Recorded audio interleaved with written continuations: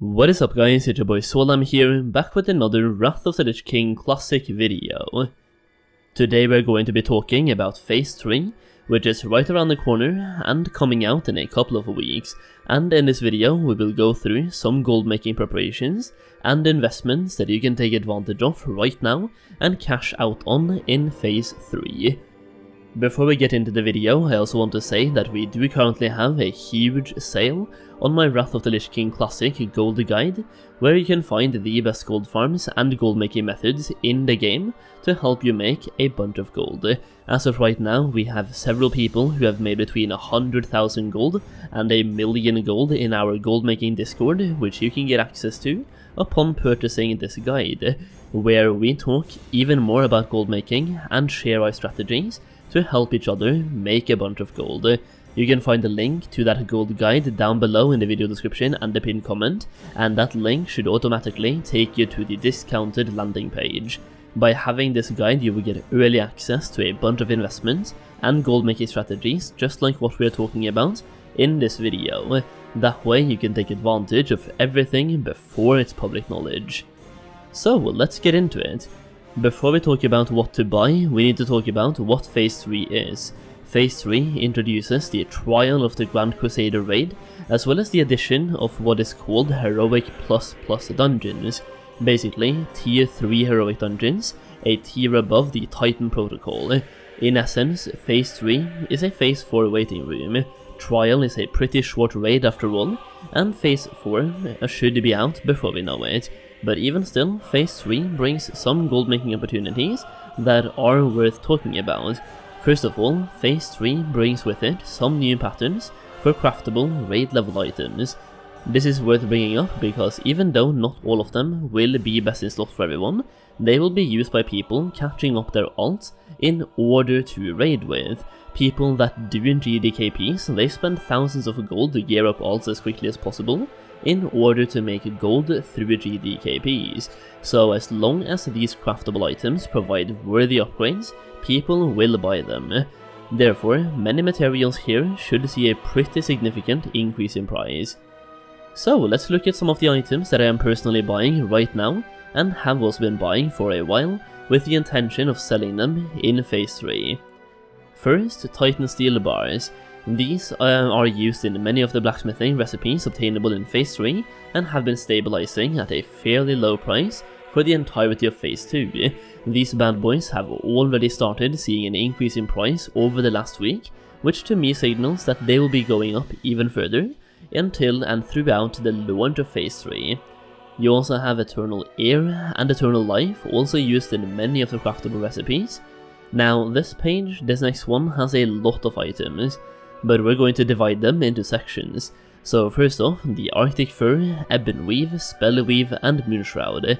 Ebon Weave, Spellweave and Moonshroud are used in many of the craftable recipes, in pretty big chunks as well, and they have a cooldown in order to craft. So the supply is limited. Limited supply and an increasing demand equals price goes up. Arctic Fur has been pretty low for a while, and usually always goes up at the beginning of new content. Additionally, now that the WoW token is out, Blizzard will most likely be banning bots more actively, as it is a direct impact on their business, and less skinning bots also means Arctic Fur should go up in price as well. Nerubian Chitin, or Chitin, I never say that one correctly, and Icy Dragon Scales are also because the current price is low, and they're used in crafting recipes, and there's less skinning bots. Basically a perfect recipe for price going up. It is also worth noting that based on PTR testing, the Crusader orbs from Phase 3 drop a lot faster than orbs did in Phase 2, and Phase 3 content will be on farm a lot faster than Ulduar was on farm, so the availability of crafted items will be a lot faster this time around, which means the demand and the price of other material used in crafted gear might actually skyrocket. Now for all the gems, they are here because in Phase 3 you can start transmuting epic gems through alchemy. I wouldn't expect rare gems to go up a lot in price, but if you have some alchemists you can buy these rare gems cheap and transmute them into epic gems on a daily cooldown. Now for flasks and potions, they are always cheaper at the end of a content cycle, and they always go up at the beginning of a new content cycle.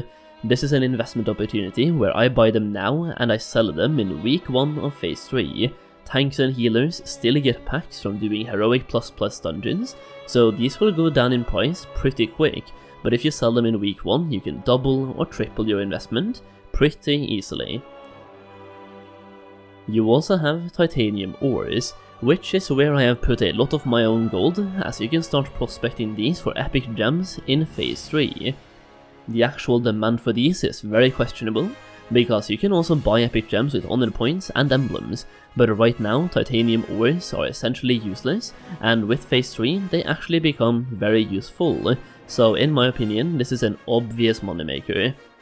Now you also have some slightly higher risk investments, and I've actually put titanium ores here as well because of that emblem vendor, but you also have items like Frost Lotus, which are needed to make flasks, Dragon's Eyes because people get new gear and therefore also need new gems, and you also have Dream Shards because once again people get new gear and therefore they need new enchants. Plus, because of the heroic plus system, not a lot of people are looting blue items disenchantable for Dream Shards anymore. Now I'm also going to leave this one here as an additional high risk / high reward investment, Nature and Frost Resistance Potions. It is also worth noting, like looking into some items used within raiding, and in this case I am specifically going to reference flame caps. They have already been nerfed once, it's a pretty big chance they will not get nerfed again, and ever since they got nerfed they have been creeping up in price, showing there is still a demand for them. From phase 3 onwards, flame caps will just keep getting more and more in demand by more and more mages respeccing fire, and you will also see more warlocks and shamans, and even melee characters can actually use them. When they got nerfed, they crashed all the way down to a gold per piece, and now they're back up to 8 to 12 gold on my server, and I've also seen them up to 25 gold again on other servers. The introduction of the WoW token to Wrath of the Lich King Classic makes it easier than ever to just log on, do your raids, then log off. Instead of spending hours in the game farming for gold, the people that just want to raid now, they now have a legal way of doing so, while still having all the gold they need without having to resort to using the black market of buying gold illegally. To me, this spices up the gold making meta quite a bit, and I think that will show when phase 3 comes out and the prices of items used in raids as well as crafted items used in gearing up alts. Once again, instead of spending 20 to 30 hours doing heroic dungeons to gear up for a raid, you can work for an hour, buy a WoW token and buy full epics, and then directly step foot into raids. And that's pretty much what I have for you today. Once again, make sure you check out my gold guide if you want more investments, gold making methods and gold farms. And if you enjoyed the video, make sure to give it a thumbs up and subscribe to the channel. As always, thank you so much for watching, and I'll see you again very soon.